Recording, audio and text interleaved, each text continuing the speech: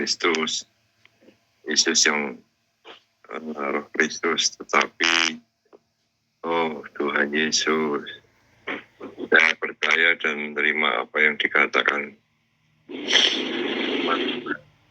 Tuhan, bahwa di dalam Dialah berdiam seluruh kepenuhan kealahan. Berarti di dalam Yesus itu ada kepenuhan Allah Bapa. Juga sekaligus Yesus itu dilahirkan dari Roh Kudus, bukan dari benih Yusuf, suami Maria. Akibatnya di dalam diri Yesus Tuhan itu adalah Bapa, Putra, dan puji Tuhan ini. Tuhan Yesus itu sudah mati bangkit dan turun menjadi Roh pemberi hayat, sudah masuk ke dalam saya sekali untuk kekal selama-lamanya.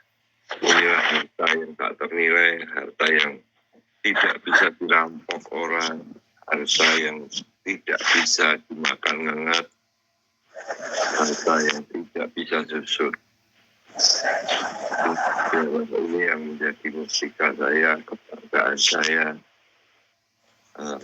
hidup saya yang sejati itu adalah Roh itu yang di dalam saya. Yalah, kiranya Tuhan merahmati Roh itu supaya besar, meluas, memenuhi pikiran, perasaan, dan tekad, sehingga pikiran, perasaan, tekadku diganti dengan diri Allah sendiri, diri Allah Tritunggal. Puji Tuhan.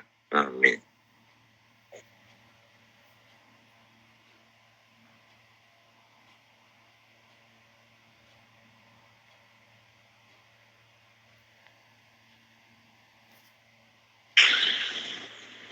Amin.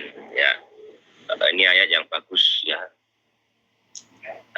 Ayat ini merupakan satu terang ya. Di 1 Yohanes 4 ayat 13 sampai 15. Di sini menegaskan bahwa Allah itu ada di dalam kita ya, dan Dia telah mengaruniakan Roh-Nya kepada kita ya. Nah, ini adalah satu perkataan ya, di mana kita bisa melihat bahwa Allah Tritunggal itu tidak hanya objektif. Apakah objektif itu?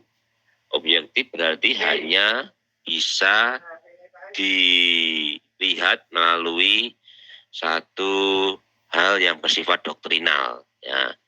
Jadi Allah Tritunggal itu secara doktrinal memang demikian. Tetapi Dia ini sebenarnya juga subjektif. Subjektif artinya Allah Tritunggal itu bisa kita nikmati ya. Allah Tritunggal itu bisa kita alami ya.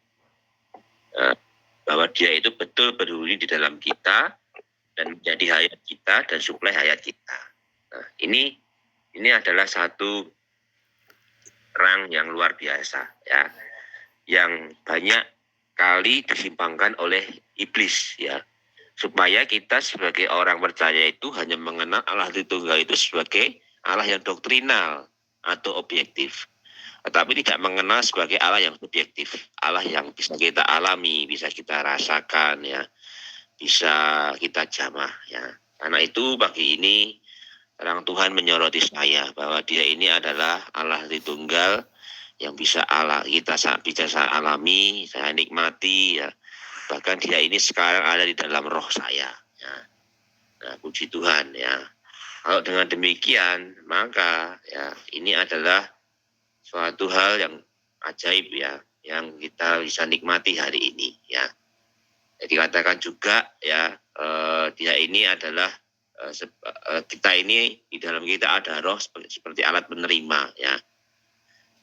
Dia ini bekerja melalui sebuah gelombang seperti radio ya, supaya musik bisa diperdengarkan melalui radio itu ya, kita harus mengatur frekuensi kita supaya kita bisa menerima penyaluran dari Allah itu secara subjektif ya. Yaitu kita harus membuka roh kita ya. Kemarin kita adalah perlu membiarkan roh kita itu mengendalikan jiwa kita ya.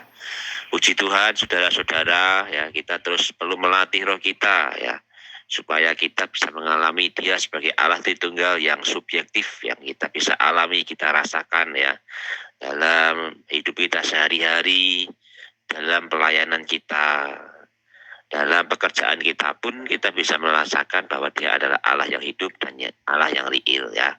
Puji Tuhan. Amin.